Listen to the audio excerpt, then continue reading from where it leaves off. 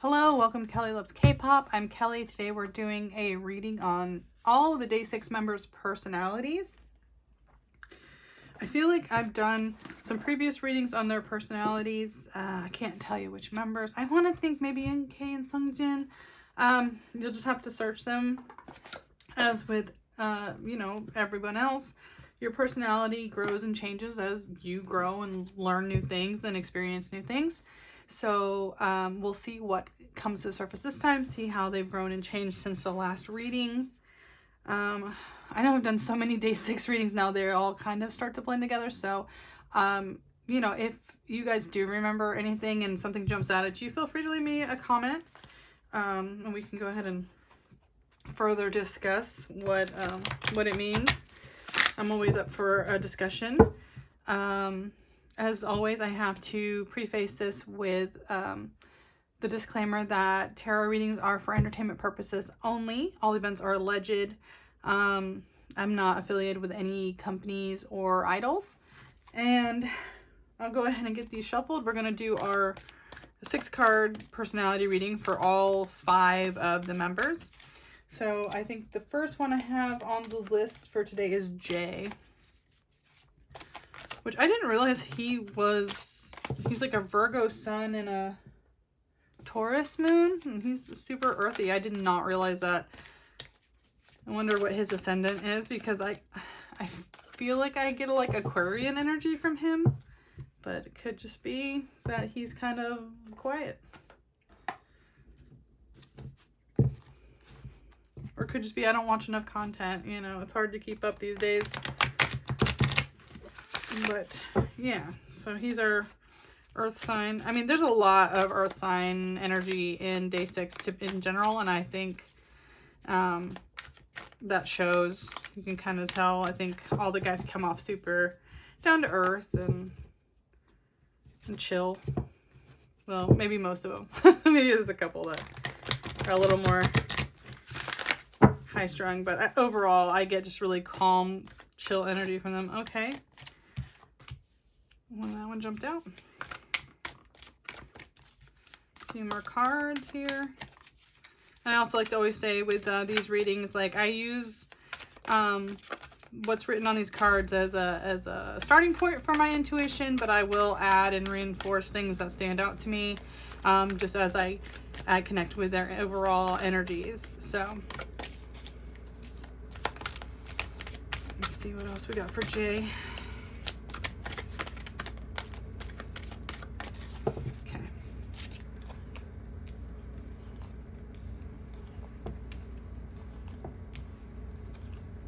Okay, so again, these are readings based off cards. You know, don't take it too seriously. If you see or hear something you don't like or you disagree with, you know, maybe this reading's not for you, or, you know, feel free to talk to me in the comments. Maybe you have insights, something I could be misinterpreting, but I'm going with what I feel, what energy resonates with me for this reading. So, you know, just try to,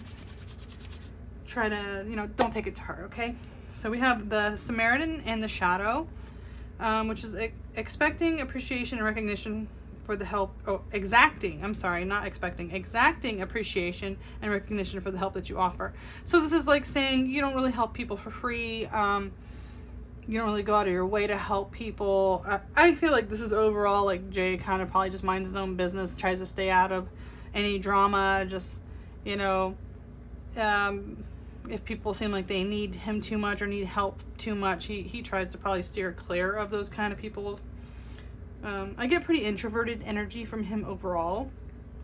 We'll see with the next card is the Beggar in the Shadow, which is dependence on others to the exclusion of effort. This usually just means like you tend to try to talk to people into doing things for you so you don't have to do them. Again, there's a lot of reasons things like this come to the surface. It could be lack of confidence. It could be lack of energy. It could be fear of the public. There's a lot of things at this point that could put that kind of trait to the forefront. It doesn't necessarily just mean that he's lazy, but at the same time it could. Sometimes I feel like this resonates more with people who are living in a foreign country who don't speak the language that well. It's like you're almost dependent on other people. I don't know how fluent Jay is. I'm assuming his skills are by far better than mine, but but he may be at a level where he feels a little still intimidated to deal with people about certain things. So he may have some dependency. I mean, that one's a really hard one to pin down, but I do feel like it's a self-esteem issue for him. So, but yeah, he may be maybe too dependent on other people for his own good. So we have Poet in the Light, which expresses soul insights in symbolic language. I think we know Jay writes amazing songs and is really good about putting his words together in a way that invokes emotions out of other people and shares his emotions with other people. Like a poet, 100%, I would agree with that. I think we all would agree with that if you've heard any song that Jay has written. So we have Healer in the Shadow, which is taking advantage of those who need help, failing to care for oneself. Again, I feel like this is a failure to care for oneself. Again, also probably not interacting with other people as much as he should when he actually needs to. He feels he feels a bit isolated, and kind of just staying away from what he feels is kind of drama. And, you know, with every passing day this year, it seems like there's a lot going on. So part of me understands that, but he just needs to make sure mentally and physically that he's taking care of himself and not also letting that go too far to the wayside. And, you know, while he's trying to avoid that, don't avoid his responsibilities to himself. That's what I mean. So we have Angel in the Shadow, which is acting innocent or angelic to mislead others, falsely claiming to be in touch with angelic guidance. I usually get this a lot for people who kind of act cuter or more innocent to their fans or to the public. I feel like as much as real as Jay is and as real as he comes off, there are still parts to his personality that he does not openly show to the public. You know, when he's on camera, he is not giving you 100% of his personality. And again, even though this is saying it's a shadow aspect, I don't necessarily think there's anything wrong with that. I think it's fine to keep aspects of yourself personal. You don't have to share 100% of yourself with everyone. And in fact, that can be detrimental to your mental health when you're a celebrity if you're giving people too much personal information, right? You know, if you're putting yourself out there too much, it can be dangerous. So don't take that card to heart as like a negative thing too much. It just means like there are parts of himself that he won't share with the public, you know, with his persona. We have Queen in Shadow, which is becomes arrogant when authority is challenged, controlling and demanding. I feel like Jay's got a temper. I mean, I feel like that's pretty common for an earth sign. He may be a little too vocal about his frustration to the point where it can be off-putting to others. I think there may be a point of frustration where he's very open about when he's angry, and other people he's around aren't so much or don't know how to deal with him when he's like that. So he might need to be careful where it's like his temper or his frustration is so open around like maybe the wrong people. Like he can't just like put that out to everyone. He might have to be more selective of the people like he's confiding that in, or expecting to more selective of the people he's expecting to actually take care of that or care about it, you know. If people aren't directly involved, they may not want to see that side of him. So I just think there's a few things. He needs to be careful of isolating himself too much. Also about when he is interacting to not only be sharing kind of negative thoughts. I just think he might have a tendency to get in a negative mindset, and he needs to work on you know, doing what he needs to do to fix that. I mean, I say it like it's an easy thing. It is not, and I totally respect that. I think we all know how hard that can be, but it is something that I just think he needs to be careful he doesn't continue a spiral, right? So that's what I have for Jay. You know, like I said, these are current personality things. People change, people grow, things around them are changing all the time. So this isn't who he's going to be forever. This isn't who he has been in the past. This is who he is, or what's coming to the surface right now, allegedly for entertainment purposes only. So next, we will do Seongjin. So, like I said, I want to think I know I've definitely done like ideal type readings and friendship readings with Seongjin and Jay and stuff. So I want to see if I haven't done a personality reading on him yet. That's really surprising for me, but I can't actually remember one. So maybe this is the first time.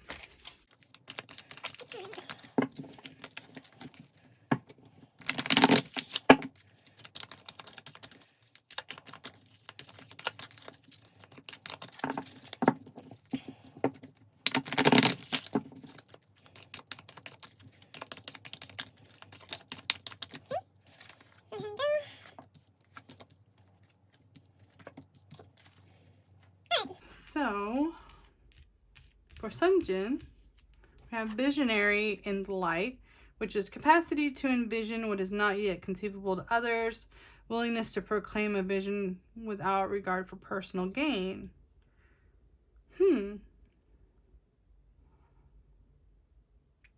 This means he has a unique way of thinking. He kind of sees things other people don't see. He could even have psychic and empathic capabilities where he senses things without people having to say them. But he also could be where he thinks outside of the box. He really tries to do things in his own way, right? So we have detective in the shadow, which is voyeurism, falsifying information. I always view this as like in a self-protective mode. Again, like watching other people, not letting them get in your business too much. Could be a bit of a slightly paranoid or slightly like anxious view of people you don't know that well. He may have to feel like he's seen you around a bit or has got a really good sense of your personality before he's going to let you into any of his personal stuff. I don't see him being a person that like hangs out with a huge friend group or anything like that. There's like a sense of distrust there. Then we have priest in the light attribute, which is facilitates spiritual commitment, serves a channel of spiritual serves as a channel of spiritual energy. So,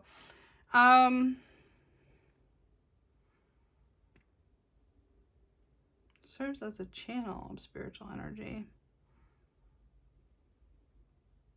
Again, I usually get this card with a sense of like that person kind of being a voice of reason, especially when it comes to practical or spiritual matters. He may be someone, even if he's not like outwardly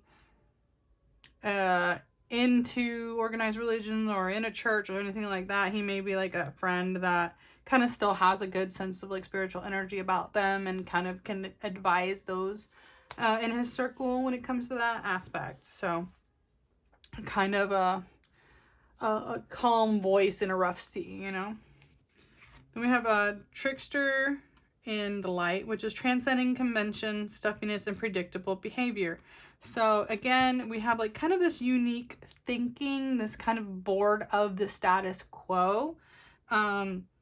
So again, this is about like kind of going about it, things in your own way, and kind of not being stuck in something that's too, you know, a structure that's too rigid, too formulaic. Again, this could be why he's more into a band scenario than like a traditional idol. He doesn't worry about like having to come off too well rehearsed when it comes to like interviews and stuff. It seems like if he has to do that, he'd rather just not talk. From what I've seen, I haven't seen a whole lot of stuff about them, but I've seen him in a few interviews. Yeah, and he might have a unique sense of humor too. This kind of feels like he might find things funny that not everyone else finds as funny. But because he looks in things in such a unique way, he sees humor in things other people sometimes don't see humor in as well. And then we have teacher in the light, which is ability to communicate knowledge, experience, skill, or wisdom. Again, this piggybacks off this priest card where it's like he's good at giving advice. He's good at teaching people skills, you know, what he knows, what he's experienced in his life. Like, I think he's a natural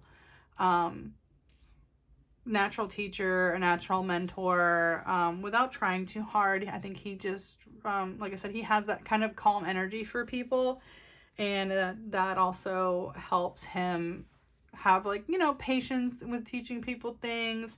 I think maybe the younger group look up to him as like a very stable figure around them, and a knowledgeable figure around them.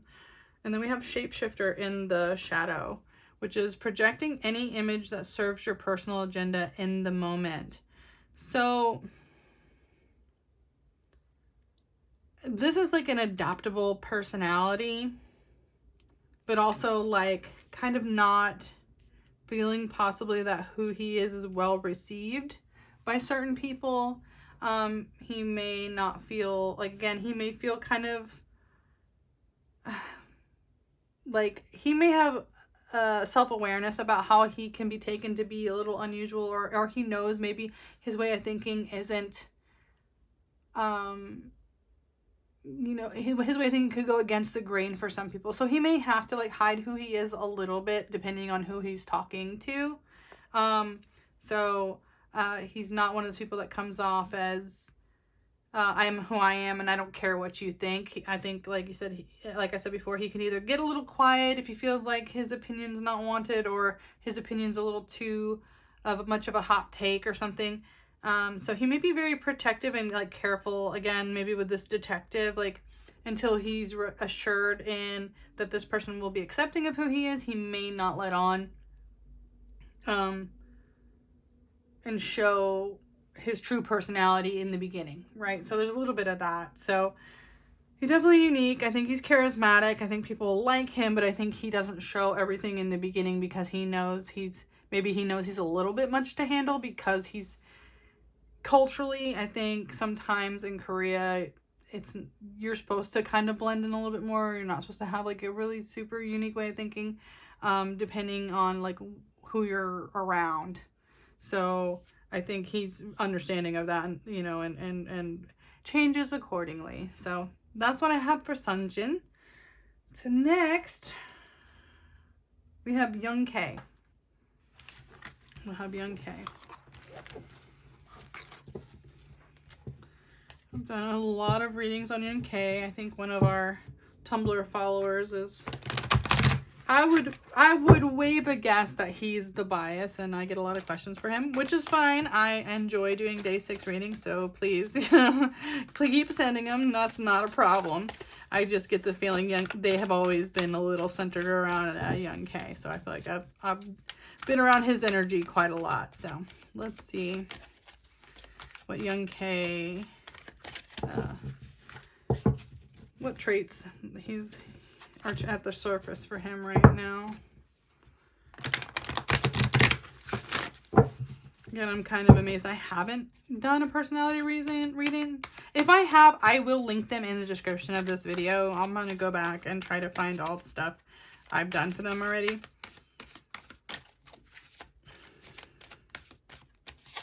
And get you guys all linked up. I do have a day 6 playlist for all the stuff that's you know, that I currently have on YouTube, so you can, you know, keep watching that if you're into day 6. I got a lot of content for you.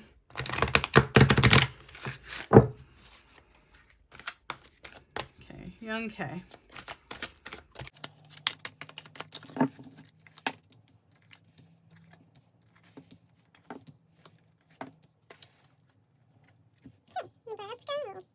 feel like as I go, you can tell I'm like just making a mess. Okay, trying to make these a little nicer for you guys. All right, femme fatale in the shadow is inappropriate use of sensuality, attachment to money, and power. You know, I get a lot of like kind of attachment to money and power for idols. Sometimes I get this too if they come from like an affluent family. If they come from a rich and powerful family, they kind of have a little bit more of a dominating trait when it comes to those as well. So I wonder if that can be the case if he also comes from like an affluent family. I know he spent a lot of his time alone. Like they didn't live in Korea with him. Let's see. Oh, okay, still. Look, I thought my candle was going out. See if I can't help him out a little bit. Okay. So I know he spent a lot of time like living alone, but it makes me wonder if it's because his family could afford to do that for him. So it could be like that. Like he's probably had money and power around him a lot in his life, and so he has a very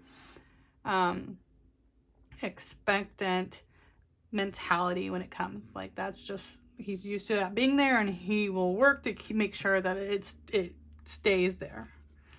We have Exorcist in the Light, which is freeing yourself and others of destructive impulses. So he does like to help people. He likes to try to have like a positive mindset to improve the lives of people around him. Just because he's from power and money, or he likes to have money and power, doesn't mean he's necessarily corrupted by it, right? I think he does want to actually help people.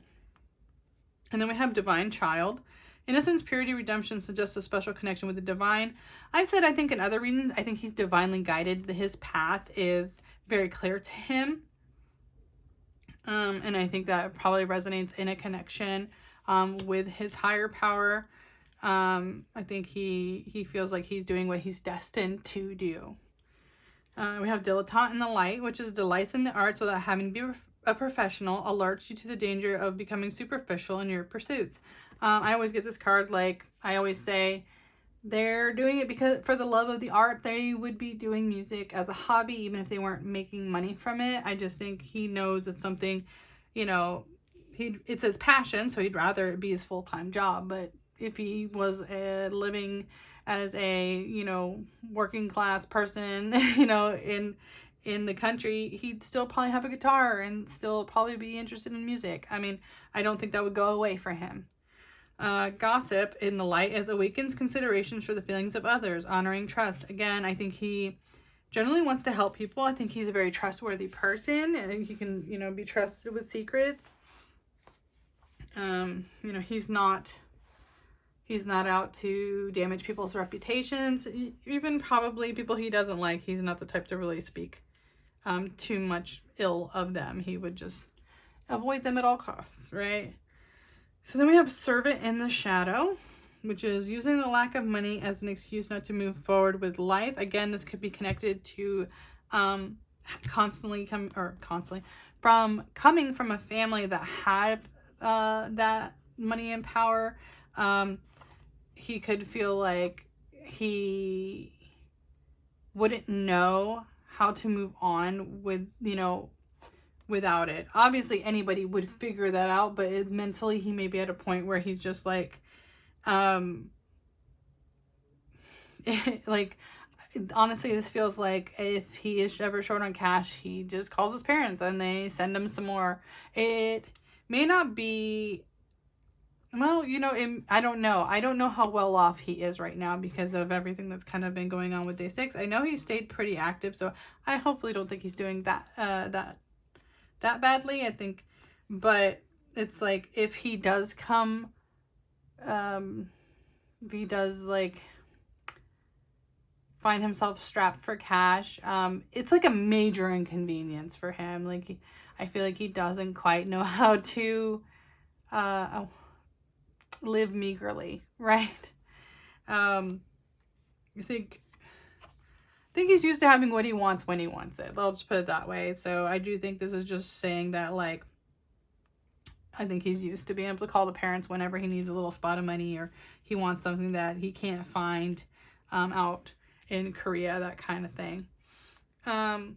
So that's kind of what I get for him. Overall, though, I do think he's a good person. And this may be just like a last strand from like kind of his childhood and his upbringing that he's like working to overcome. Because like, again, it's really interesting to me. He kind of gets this when I know he's lived on his own for quite a lot, and he's usually very self-sufficient, but it may be, again, like he's privileged to do that because he's come from a family that can afford it, right? So I don't know how much of it has been like a personal struggle for him, besides the whole part of it of being alone in a foreign country. So that's what I have for him. I'll go ahead and do One Pill. One Pill's next. He's an interesting one. I've done a little bit on One Pill, but he's always been a little bit of a tough egg for me to crack, so I'm curious about this one. I actually really like One Pill from what I've seen in interviews and stuff. He seems like the more high energy member of the group. Let's see, what is his... He's a Taurus sun, but he's got a Sagittarius. Well, Young K is a Sagittarius sun, but the Sagittarius moon tells me that One Pill probably acts a lot on his emotion of the moment. Like, he probably is an open book with his feelings. Which I feel like a Sagittarius sun isn't, but a Sagittarius moon would be. I don't know. I like astrology. So if you guys are into astrology, feel free to tell me as well.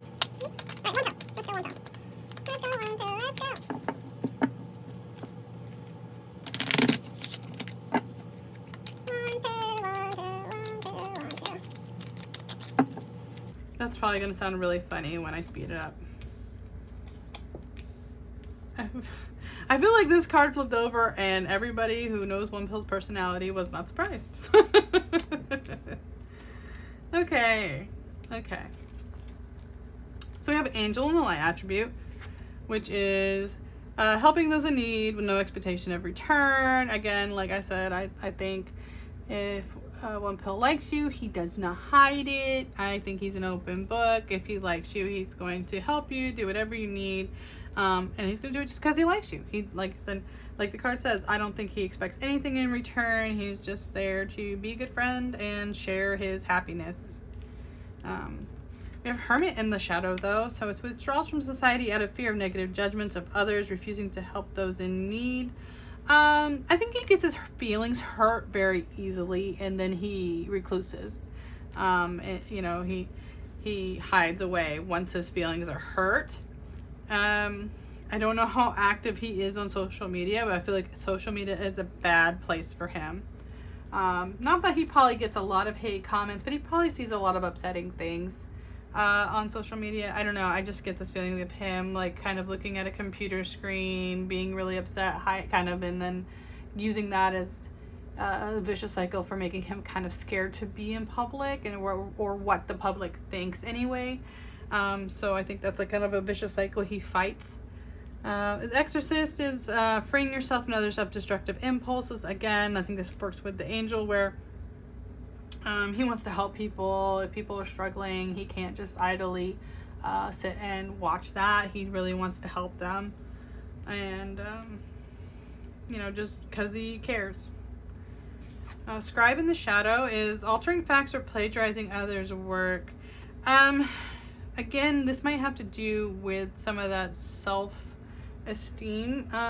He may not feel on like what he makes is good enough. He may not feel good enough. He may feel like he has to be like someone else. Like he has to do it like they do it. And I don't know how much of that is gaslighting from something like a company, or that's just a bad habit of his own, where he feels like, oh, if I was more like this person, I'd be doing better, or I'd be more liked or more accepted. I think he might compare himself to other people too much and try to emulate that in his work. So he just needs to be kind of careful about that, of wanting to be someone else when he's definitely good enough. He's super talented, so I think he's a bit silly for not seeing it, but you know, none of us can help that. Fool in the Shadow attribute, using humor to wound rather than deliberate denial of your emotional truth. I I do think if he does not like someone, again, I feel like he can't hide it, but I do think he won't actually say it to them. He may try to hide it with humor. You know, if that person hurts his feelings in the moment, he may just make a joke out of it so he doesn't have to make an uncomfortable like situation. Or if he doesn't like someone, he may not be able to just fully say he doesn't like them. He may just like tease them, right? Oh, I'm just joking, don't take it too seriously. But in reality, maybe he means it more than he lets on. And then we have the nature child, or child of nature, and the light is friendship with animals, communication with nature spirits. He probably likes being outside. He probably has pets. If not, he really enjoys being around animals. I think he likes the simplicity of animals in their communication. They love you unconditionally, you know how they feel. They want to be around you or they don't. And I think he, as a person, wishes relationships were probably all that simple. I know I can relate to that. So I feel like he has a better understanding, a connection with animals and being, in nature and appreciating nature. He might be a plant dad too. I wouldn't be surprised if he likes plants. He's actually the first one of these readings I've ever done that I've been like, I think he would be a plant dad. That's the first time I think I've ever said those words. But I get that feeling like he probably has a green thumb, and if he doesn't, he should look into that, because I think it's a talent he has. So yeah, that's what I have for one pill. We have one reading left. We have Dolun, our Virgo Sun, Leo Moon. Like I said, there's so much Virgo, Taurus, Virgo, and then we have, and we had a Capricorn. Then we have Scorpio, Sag, Leo. So there's no air signs in any of the sun or moon charts for these men. I feel like GOT7 was also no air. Or very little. Might be a JYP thing. No, I know 2 p.m. has air signs. At least 2 of them. So I was going to say maybe it's a JYP thing, but never mind. Never mind. I also need to look into Twice's natal charts. But yeah, so DAY6 is very earthy, mostly earth, and then a little bit of water, a little bit of fire. But a Leo moon is really interesting, because a lot of the Leo moon people I know aren't really, they what's the word, compartmentalize their feelings a lot. So let's see what the cards say about Dolun's personality. Let's see how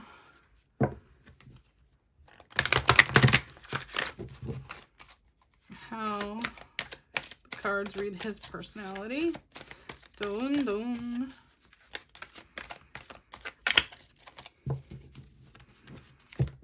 Tell us about yourself, Dolun.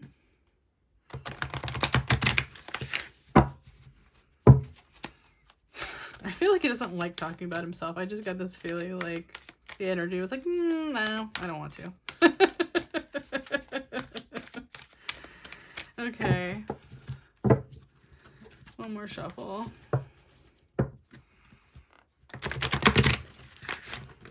All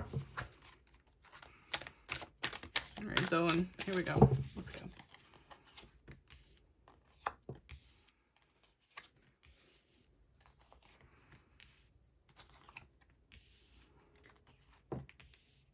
Okay. So I see 3 child cards already, which tells me he probably has a childlike aspect to him. Part of him probably just doesn't want to really grow up. Hedonist in the light inspires creative energy to embrace the good things in life, celebrates the beauty in yourself. So yeah, inspires creative energy to embrace the good things in life. Like, yeah, I think he stops and smells the flowers. I think he tries to appreciate the beauty in all things. And he's just enjoying the good, the good things in life, and making it a point to be present in the moment. Sorry if you can hear cars. I'm not that far from a main road, even though it's like pretty late at night. Yeah, so I think he just makes it a point to be present in the moment, enjoying life as it comes. We have the magical child, which is seeing the potential for sacred beauty in all things, like I was saying, the belief that everything is possible. I do think he's like a kind of pull yourself out by your own bootstraps. I mean, I don't think he has expectations to be rich, which is interesting in comparison to like Young K or somebody that we got. But I do think that he believes if he wants to do something, he can just go out there and figure it out and do it. Like, I think he's proven to himself that he's a lot more capable than he ever maybe thought he was when he was in the past, I think he's proven to himself if he's come this far, there's nothing that can really stop him if he puts his mind to something. Eternal child in the shadow is inability to grow up and be responsible, extreme dependency on others for physical security. Yeah. Again, I felt like that there's like an immature aspect to him where he kind of doesn't want to leave the nest. I know there's kind of like a trait with especially with I don't want to say especially with guys. I mean, I feel like it's probably just more accepted in women not to move away from home, but I feel like he kind of has that. He kind of just is happy where he's at, and wants to, I don't think he's in a rush to go out and start a family of his own, if I put it that way. Like, I think he's happy kind of just being the youngest in the situation, with his parents and maybe with his group and all this stuff, but he's kind of like been the youngest, and I think he's happy continuing that like mentality. He's not looking to like grow up too fast. We have wounded child in the shadow as well, which is blames all dysfunctional relationships on childhood wounds, resists moving on through forgiveness. So I don't know if there is some trauma that's partial to this childhood or this childlike aspect to him. There could be trauma from his youth. I would never dig into that kind of thing out of respect for people, but there could be something there that he's yet to fully deal with, and maybe he needs to. So we have detective in the light, which is great powers of observation, intuition, desire to seek out the truth. So I think he's pretty good at reading people, honestly, like telling right away who's a good person, who's a bad person, who he likes, who he doesn't like. I think if he kind of writes you off early, I don't think you stand much of a chance. He's kind of just like, oh, I like this person, or if, I don't know, I get a bad vibe from that dude, I'm not interested. I think he makes up his mind very quickly. Very quickly. And but I think he has a good sense of character as well. I think he's usually right more often than not. And then we have Priest in the Light, which we got for one of the previous members now. It's like, was it Seongjin? That sounded funny. Seongjin, because I was working my brain way too hard. So it facilitates spiritual commitments, serves as a channel of spiritual energy. Again, I usually get this from people who don't really go out of the way to be religious, but still kind of find that like inspiring aspect to their personality. When people talk to them, you kind of like talk to them, and you're like, when you're done with talking to them, you're like, yeah, it really is going to be all right. Like, they have this kind of really comforting, empowering nature about like their conversations with people. And it could just be like they have that calm, chill energy that like helps people who can get really anxious feel, more grounded. That nice earthy energy I think really comes through in him. So it could just be like, he's like, hey, stop, breathe, enjoy the moment we're in, don't think too far ahead if it hasn't happened yet. I think that he reminds people to do that, and I think it's really uplifting and empowering for people around him when he does do that. So that's all of my guys for day 6. I'm going to do a little bit of a tarot reading for them. I know they're still going through a lot. I've done a lot of readings on them. I don't know how much has changed since the last readings I've done. So please don't have too high of an expectation. That's the only problem when you do a lot of readings on a group right away. Or I'm sorry, when you do a lot of readings on a group like really close together, is they're not going to change very much. There hasn't been time for it to change. So, but we'll see. We'll see. Maybe something has. You know, I know we're still waiting on updates on some members, I think. But all right, so day 6. Day 6.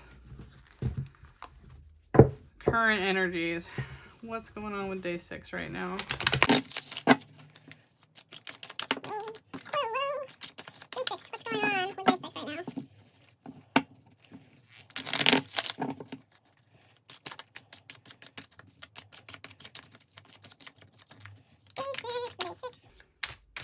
I'm in a mood today, I tell you that. Well, I'm probably also happy because I had to go in for jury duty and I didn't get picked and they sent me home. Yay. You ever had to do jury duty? It's not fun. Too much adulting for me. All right. Day 6. Just one more bridge and I'll pull some cards here. I don't know how to explain it. Sometimes I feel like the cards have to just get like warmed up in my hands before they feel like they're ready. Okay, I'm going to put it that way because that's how it felt like I was looking at it.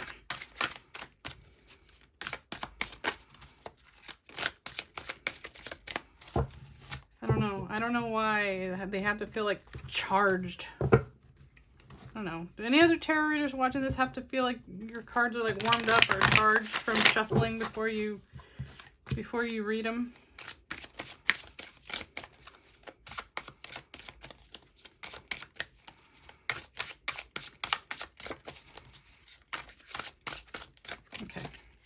Okay. My forearms are tired.